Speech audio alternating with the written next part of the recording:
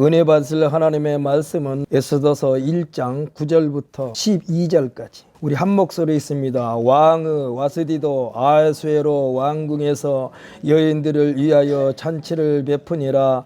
제7일에 왕이 주흥이 일어나서 어전 4시 무만과 비스다와 하르보나와 빅다와 아박다와 세달과 기르가스 7사람을 명령하여 왕의 와스디를 청하여 왕의 관을 정지하고 왕 앞으로 나오게 하여 그의 아리따움을 뭇 백성과 지방관들에게 보이게 하라 하니 이는 왕후 용모가 보기에 좋음이라. 그러나 왕후 와스디는 내시가 전하는 왕명을 따르기를 싫어하니 왕이 진노하여 마음속이 불붙는 듯 하더라. 아멘. 우리 한번 선포합시다. 하나님을 잘 섬깁시다.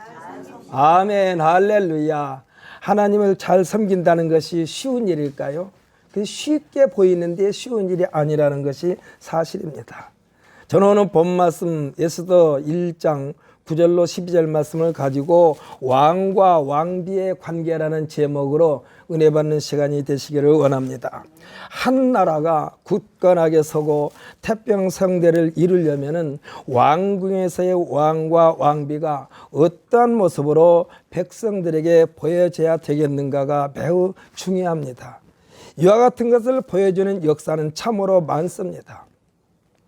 역사의 소용돌이 속에는 국가적으로나 개인적으로나 왕과 왕비, 남편과 아내의 이 축이 얼마나 튼튼한가가 나라가 바로 서기도 하고 가정이 바로 서기도 되는 것입니다. 이것이 기본 요건입니다.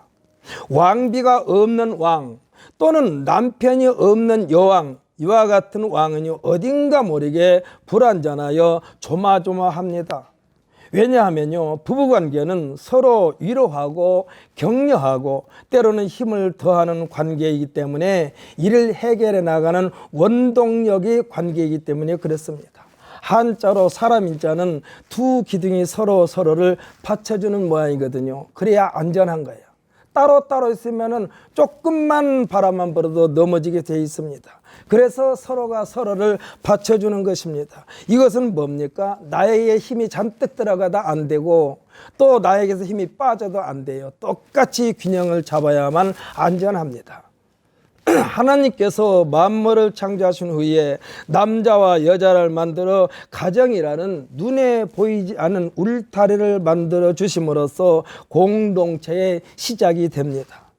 대내적으로는 서로가 서로를 신뢰하며 튼튼한 가정을 이루면서 대외적으로는 타인의 간섭을 받지 않습니다.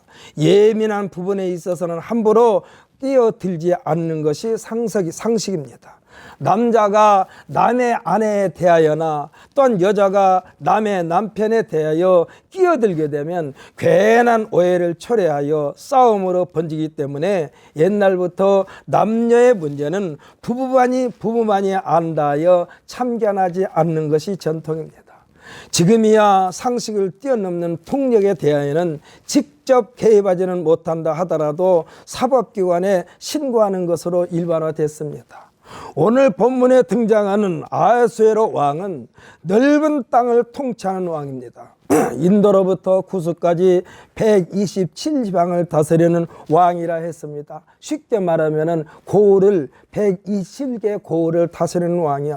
어떻게 보면은 우리나라는 지금 팔도라고 하지 않습니까? 팔도라고 그러는데 지금 이보다 더 많은 지역을 관할하고 있는 왕입니다. 왕과 왕비는 백성들로부터 신처럼 군림하는 권력자입니다. 신하들이 왕이나 왕비에게는 차별 없이 똑같은 예를 갖추게 됩니다. 다른 것이 있다면 왕비는 왕의 허락 없이 왕 앞에 나설 수 없다는 것입니다. 이것이 궁중법도이면서 백성들에게 보이는 질서입니다. 이 질서가 왕궁에서 깨지게 되면 백성들이 가정이라는 공동체를 제대로 지탱할 수가 없게 됩니다. 이것이 기본. 이 기본으로서의 중심을 잡게 됩니다. 이 기본이 흐트러지면 사람이 권력을 잡게 된다면 누가 이 권력자 앞에서 고분고분 하겠느냐 이 말입니다. 그러니까 기본이 깨트려진 사람이 권력을 잡게 되면 이 권력자 앞에 고분고분 하지 않습니다. 그래서 하는 말이 수신제가 치국평천하를 강조하게 됩니다. 먼저 자기 자신을 닦고 집안을 가지런하게 한 다음 나라를 다스리고 천하를 평안하게 한다는 뜻입니다. 왕과 왕비는 대적으로는 백성들이 안전하게 평안하게 태평성대를 이루는 중심축이 됩니다. 중심축이 됩니다. 그래서 이 궁과 궁안이 나라 궁안이 시끄러우면 나라가 안전할 수가 없습니다.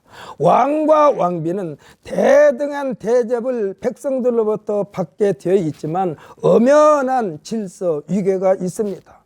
그러면서 모든 면에 백성들이 본보기가 되어야 합니다. 아하수에로 왕은 자신이 왕이 오른 지 3년이 되어 거대한 기념식, 쉽게 말하면 잔치를 벌이게 됩니다.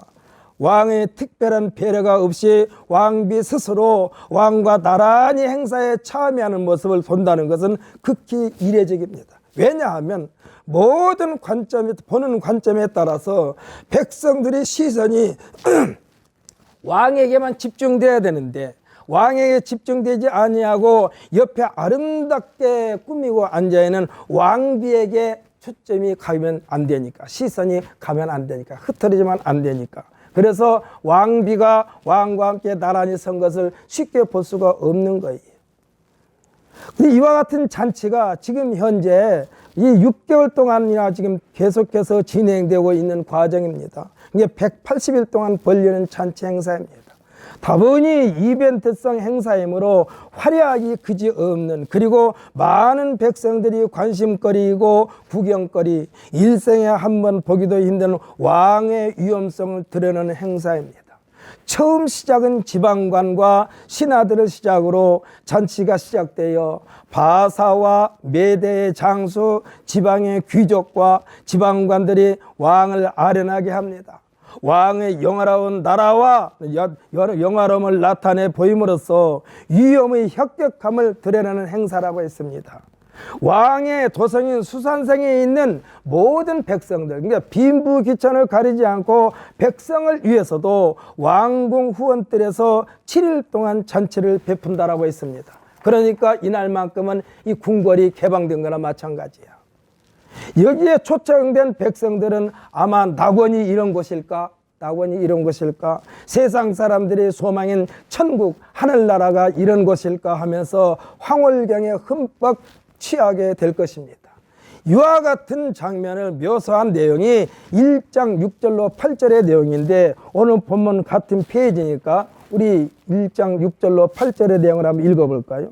6절부터 8절까지 함께 있습니다. 백색, 녹색, 청색, 휘장을 자는 배의 줄로 대리석 기둥 은고리에 메고 금과 은으로 만든 걸상을 화반석, 백석, 운모석, 흑석을 깐 땅에 진설하고 금잔으로 마시게 하니 잔의 모양이 각기 다르고 왕이 풍부하였으므로 어주가 한이 없으며 마시는 것도 법도가 있어 사람으로 억지로 하지 않게 하니, 이는 왕의 모든 국내 관리에게 명령하여 각 사람이 마음대로 하게 함이더라. 아멘. 아멘.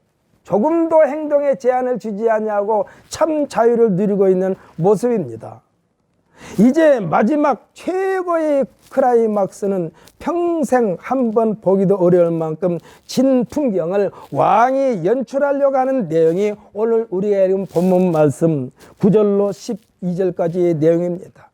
이것도 왕이 맑은 정신, 그러니까 왕의 위엄을 유지한 상태라면 불가능할 것인데, 마지막 클라이막스를 하는 그 장면을 보게 되면은 오늘 본문 말씀 10절에서 뭐라고 그랬나요? 왕이 중흥이 일어나서 그랬습니다. 이거는 뭡니까? 술 먹고 지금 한참 취한 상태라는 얘기야. 기분이 아주 최고조에 달했다는 얘기입니다. 180일 가운데 제7일에 왕이 술에 취하여 한참 흥이 넘칠 때에 아리따기로 소문이 난, 그 소문이 자자한 왕비를 등장시키려고 했습니다. 백성들에게 보여주고 싶었을 것입니다. 왜냐하면 백성들이 생각할 때에 과연 얼마나 아름답고 예쁘고 곱기에 저 왕을 사로잡았을까, 그 여인을 한번 보고 싶었을 거예요. 그리고 궁금했을 것입니다. 보고 싶었을 것입니다. 사랑하는 성도 여러분, 이 왕비는 누구에 의해서 왕비가 됐으며 누구에 의해서 부귀영화 권명을 누리게 됐습니까? 왕으로 말미암아 그렇습니다. 사랑하는 성도 여러분, 성도는 누구로 말미암아 성도가 됐습니까? 그리고 성도는 누구로 말미암아 천국 시민권자가 됐습니까? 성도는 누구로 말미암아 하늘나라를 유업으로 받게 됐습니까? 여기에는 예수 그리스도라는 사실을 잊어서는 안 됩니다. 그래서 우리들이 신앙생활을 잘해야 한다는 얘기 뭐예요? 예수 그리스도를 잊지 말라는 뜻인 것입니다. 지금 왕비는요, 왕으로 말미암아 왕비가 됐어요. 왕이 없는 왕비는 왕비가 아닙니다. 그래서 지금 이 왕비를 지금 초청하려고 지금 왕이 계획을 세웠어요. 두말할 필요도 없이 아하수에로 왕에 의해서 왕비가 됐습니다. 비록 왕궁이라는 제한된 곳에서의 생활이지만 자신에게 주어진 권한을 무한정이라 해도 과언이 아닐 만큼 대단한 특권을 누리고 있는 여인이 이 와스디라고 하는 왕이요.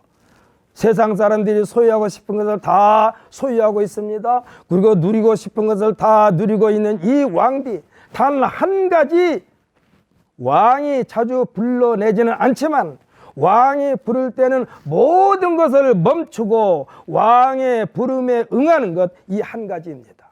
그러니까 사랑하는 성도 여러분, 성도들은요, 자신들이 하고자 하는 모든 일을 하다가도 하나님께서 아무개야 하고 부르신다면 여러분들이 하는 일을 다 멈추고 하나님의 부름에 응하게 되시기를 예수님의 이름으로 축복합니다. 이것이 뭐냐면 우리가 신앙에 예민해야 한다는 것이 그거예요.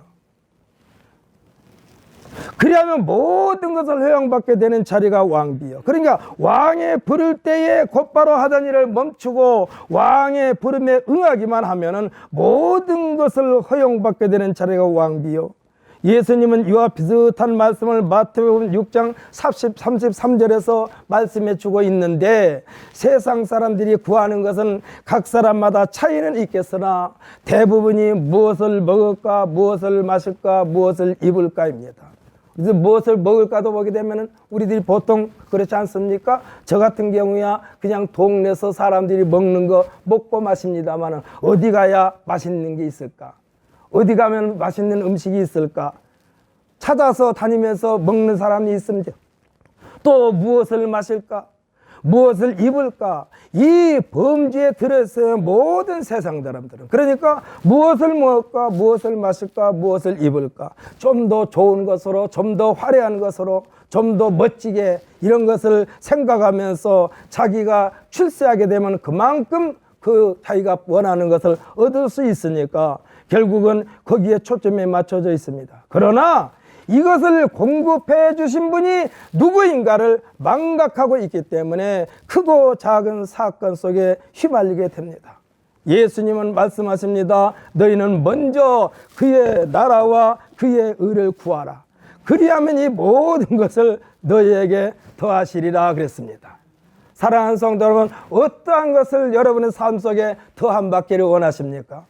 그것을 소망하면서 하나님 앞에 바로 서기만 하면은 하나님께서 그 자격이 될 때에 하나님께서 더하여 주신 줄 믿으시기를 바랍니다. 그릇이 안 되는데 우리가 구한다고 해서 하나님께 주시지 않아요. 하나님은 절대로 손해보시는 하나님이 아닙니다.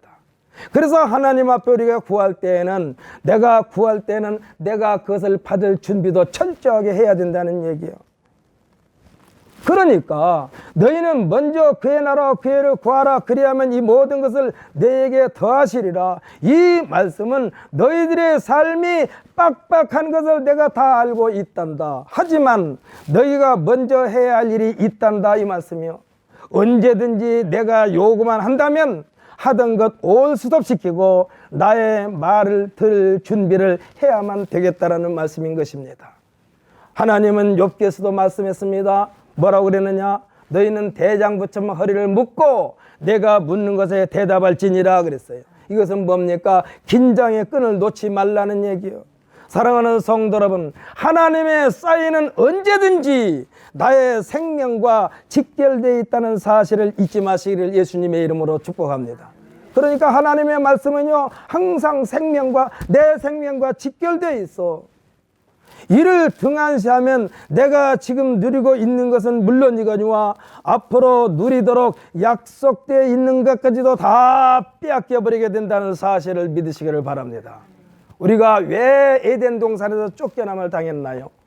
하나님께서 하지 말라고 하는 것을 하다가 쫓겨났어. 아니, 하나님께서 하라고 하는 것도 평생 하려면 못다 하는데 왜 하지 말라고 하는 것에 그냥 눈독을 들여가지고 거기서 쫓겨나냐고요. 다 빼앗겨 버렸어. 우리들이 신랑 되시는 예수님께서는 원래 예수님과 우리 사이는요, 주종관계입니다. 주인과 종의 관계예요. 그러나 예수님께서 어떠한 관계로 우리에게 말씀해 주셨습니까? 그 내용은 하나님의 사랑에서 비롯되었다는 내용입니다. 그러면서 이 같은 사랑을 우리에게 요구하고 계십니다. 그것이 어딘가 우리 찾아서 읽어볼까요? 요한복음 15장입니다. 요한복음 15장.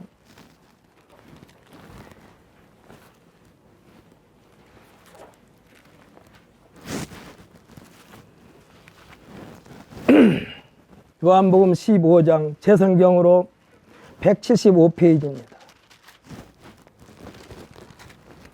요한복음 15장 15절부터 17절까지입니다.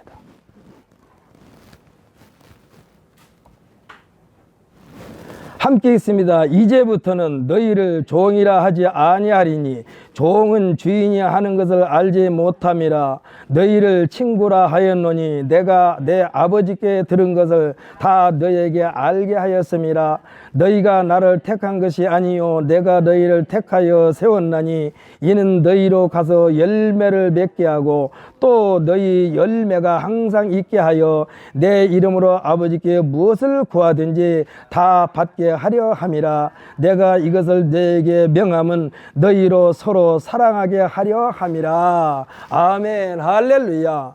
지금 왕비인 왕후 와스디가 세상 낙에 취해 있으면서 아에수르 왕의 왕비라는 그 신분을 잊어버린 것과 같습니다.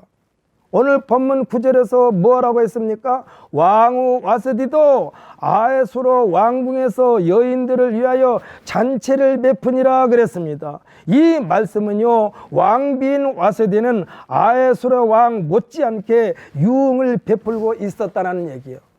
이 말씀은 왕만큼이나 권세를 누리고 있다는 것입니다. 예수님은 우리에게 뭐라고 그랬어요? 이제부터는 너는 나의 친구라 그랬습니다. 예수님께서 우리에게서 내 친구 아무개야 하고 부르신다고 해서 우리도 예수님께 내 친구 예수야 하고 부르면 되겠습니까? 예수님 우리를 향하여 내 친구 아무개야 하고 불렀는데 우리들도 똑같이 예수님처럼 내 친구 예수야 하고 부르면 되겠느냐 이 말이요. 이것은요, 넘지 말아야 할 선을 넘어버린 것입니다. 예수님은 우리에게 친구라 부르셨어도 우리는 언제나 주님이라고 불러야 합니다. 이것이 겸손입니다. 그런데 왕후 와스디는 분명히 왕비인데 왕과 같은 레벨에 있다고 착각한 거예요. 왕이 와스디에게 같이 할 수 없는 것이 있다면 왕권입니다. 왕의 말에 절대 복종입니다. 그래서 하나님은 에덴 동산의 모든 것을 다 아담에게 주셨어도 한 가지 예의 규정을 두셨는데 선악을 알게 하는 선악과에는 관심을 두지 말 것을 신신당부했습니다. 에베소 5장 22절에도 보면은 아내들이여 남편에게 복종하라고 그랬습니다. 권위를 인정하라는 것입니다.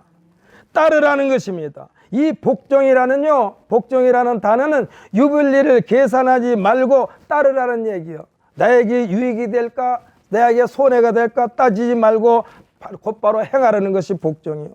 조건이 없습니다. 복종은 명령권자에게 모든 권한을 갖게 합니다. 오늘 본문에서의 왕후 와스디는 왕인 아하수에로에게 자신을 돋보이게 하는 자존심 그 자체였어요. 지금 왕은 이 와스디를 데려옴으로써 자기 자신을 돋보이게 하려고 오히려 지금 부른 거예요. 그러기에 단순히 내시를 왕에게 보낸 것이 아니라 7명의 의정 담당관을 보내 왕후를 모셔오도록 명령을 내린 것입니다. 화려하게 눈부시게 단장을 하도록 지시를 내린 것입니다. 쉽게 말하면 아주 아름답게 꾸며가지고 모셔오라는 얘기요. 지금 왕은 한껏 마음이 부풀어 있습니다. 7일 동안 잔치에 취하여 세상이 다 자신의 소유를 이길 만큼 흥이 돋워진 상태. 이 왕이 기대를 걸면서 왕후를 기다리고 있었습니다. 11절 말씀을 읽어볼까요? 11절 말씀.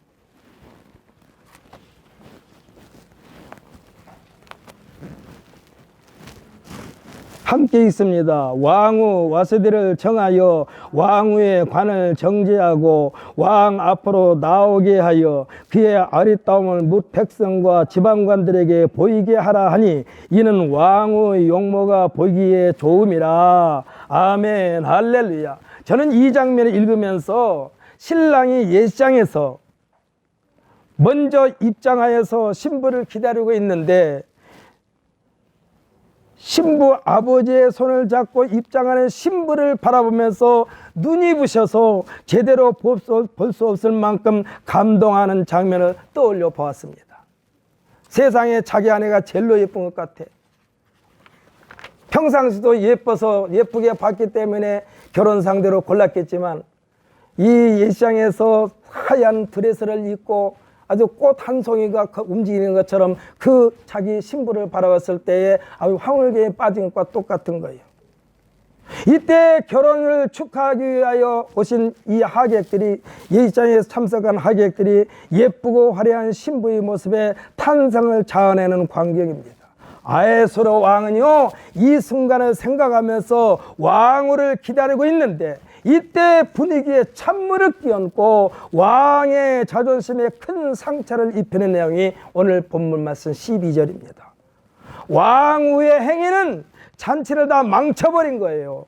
사랑하는 성도 여러분, 우리들이 무슨 일을 할 때 꼭 내 마음에 드는 일만 하면서 사는 사람이 있을까요? 상대방을 배려하면서 공동체의 이익을 생각하면서 처신하는 것입니다. 오늘 본문의 왕후 와스디는 남편이며 왕인 아하수에로에게 치명적인 상처를 가져다 준 거예요. 이때 왕후 와스디가 왕의 명령에 따르지 않을 경우 어떠한 사례가 있는가에 대하여 묻고 대답한 장면이 13절부터 쭉 이어지고 있는 것을 보게 됩니다. 10절 3절 한번 말씀을 읽어볼까요? 왕이 사례를 아는 현자에게 묻되 왕이 규례와 법률을 아는 자에게 묻는 전례가 있는데 했습니다. 사랑하는 성도 여러분, 지금 어떻게 하면 이 왕비를 좀 혼내줄까?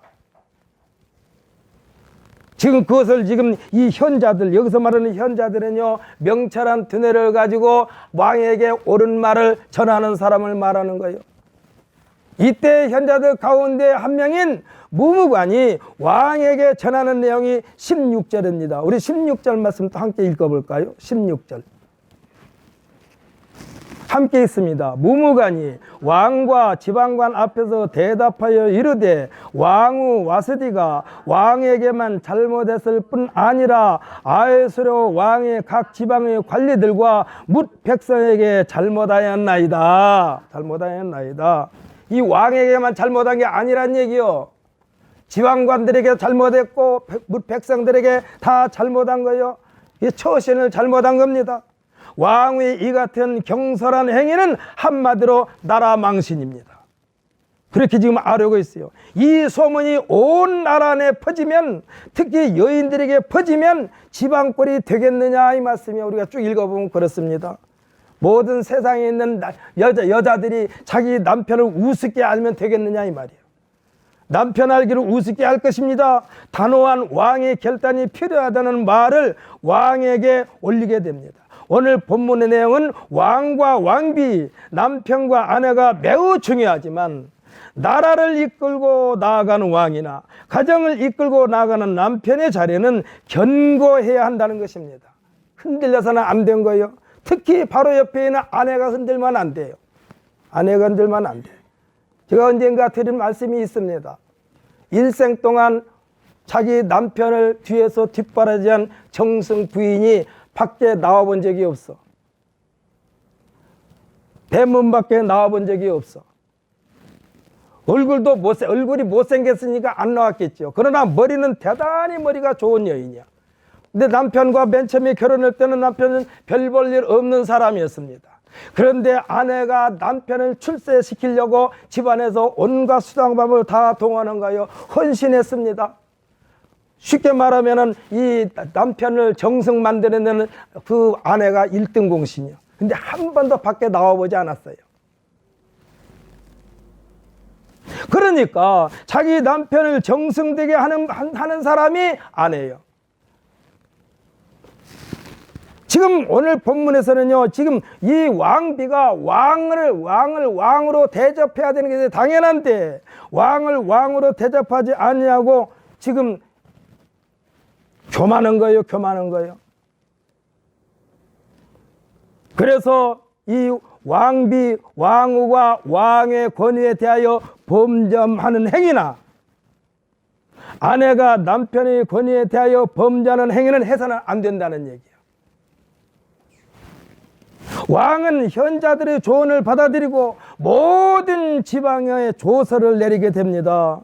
22절을 보게 되면 각 지방 백성의 문자와 언어로 모든 지방에 조서를 내려 이르기를 남편이 자기의 집을 주관하게 하고 자기 민족의 언어로 말하게 하라 하였더라 그랬습니다. 결국 왕후 와스디는 왕의 명령을 따르지 않음으로써 왕후의 자리를 지킬 수가 없게 된 것입니다. 마치 에덴 동산에서 우리 인류의 조상 아담이 쫓겨난 것과 똑같은 거예요.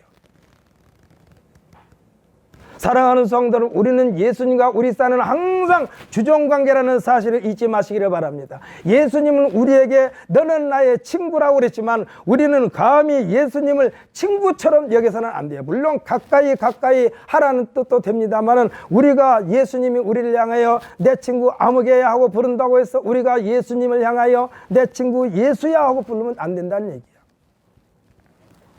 와스디는 왕의 명령을 따르지 않음으로써 왕위의 자리를 지킬 수가 없게 된 것입니다. 왕의 명령을 따랐다면 왕후가 누리는 모든 영화는 왕후 생전에 다 누릴 수 있도록 보장되었지만은 왕의 명령을 거역함으로써 가지고 있었던 부귀 영화 공명이 다 박탈당하고 장래에 대한 소망의 불도 완전히 꺼져버린 거예요. 사랑하는 성도는 하나님께서 우리를 향하여 성도라고 부르실 때 그 성도가 성도로서의 끝까지 지킬 수 있는 것은 어떤 거냐? 하나님 말씀에 복종하는 것인 줄 믿으시기를 바랍니다. 하나님 말씀은요, 우리가 유불리를 따지면 안 돼요. 하나님께서 하신 말씀은 무조건 아멘 외에는 없습니다. 죽으라면 죽어야 될 만큼 우리는 하나님 명령에 절대 복종입니다.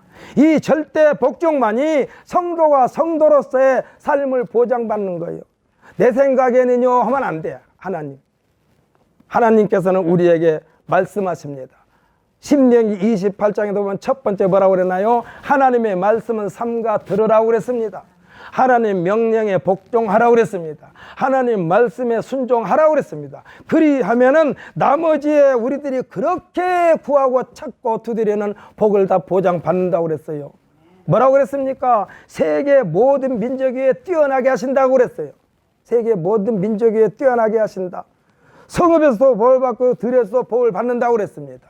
내 몸의 소산과 내 토지의 소산과 내 짐승의 새끼와 우양의 새끼가 복을 받을 것이며 내 광주리와 내 떡반죽 그릇이 복을 받을 것이며 내가 들어와도 복을 받고 나가도 복을 받을 것이라. 그러면서 뭐라고 그러냐? 내 대적이 너를 치러 한 길로 들어왔으나 내 앞에서 7길로 도망가게 하리라. 할렐루야.